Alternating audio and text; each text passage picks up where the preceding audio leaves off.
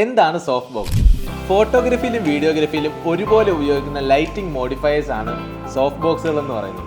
Soft ബോക്സുകളുടെ അകത്ത് silver നിറത്തിലോ വെള്ള നിറത്തിലോ ലൈറ്റുകളെ reflect ചെയ്യാൻ കഴിയുന്ന ലൈനിങ്ങുകൾ ഉണ്ടാവും. പുറത്ത് ലൈറ്റുകളെ വളരെയധികം സോഫ്റ്റ് ആക്കാൻ കഴിവുള്ള ഡിഫ്യൂഷൻ ഫാബ്രിക്കുകൾ ഉണ്ടാവും. സോഫ്റ്റ് ലൈറ്റ് സോഴ്സിന്റെ വലിപ്പം വർദ്ധിപ്പിച്ചുകൊണ്ട് തന്നെ ലൈറ്റിനെ കൂടുതൽ സോഫ്റ്റ് ആക്കി മാറ്റുന്നു. ഈ സോഫ്റ്റ് ലൈറ്റ് സബ്ജക്റ്റിന്റെയോ മോഡലിന്റെയോ മുഖത്തും മറ്റു ഭാഗങ്ങളിലും ഉണ്ടാകാവുന്ന ഹാർഷായിട്ടുള്ള ഷാഡോസിനെ കുറയ്ക്കാൻ സഹായിക്കുന്നു. ഫ്ലാറ്ററിംഗ് ലുക്ക്. സോഫ്റ്റ് ആയിട്ടുള്ള ഈ ലൈറ്റ് ആർട്ടിസ്റ്റിന്റെ മുഖത്തെ ബ്ലെമിഷസിനെയും ഇംപെർഫെക്ഷൻസിനെയും മാറ്റി ആകർഷകമായിട്ടുള്ള ഒരു രൂപം നൽകുന്നു.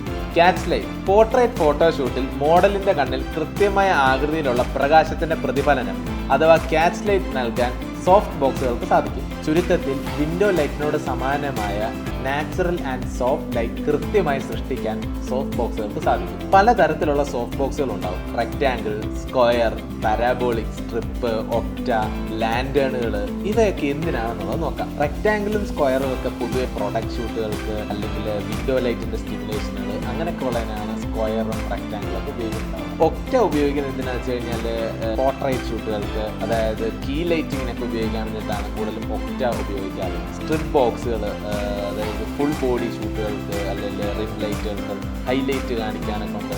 അങ്ങനെയൊക്കെയുള്ള സിറ്റുവേഷനിലാണ് സ്ട്രിപ്പ് ബോക്സുകൾ ഉപയോഗിക്കുന്നത്. ലാൻഡേണുകൾ എന്ന് പറയുമ്പോൾ നമ്മുടെ റൂമിൻ്റെ ആംബിയൻസിന് വേണ്ടിയിട്ട്. ഇങ്ങനത്തെ ഇൻഫോർമേറ്റീവ് വീഡിയോസിനായി നമ്മുടെ അക്കൗണ്ട് ഒന്ന് ഫോളോ ചെയ്ത് വെക്കുക.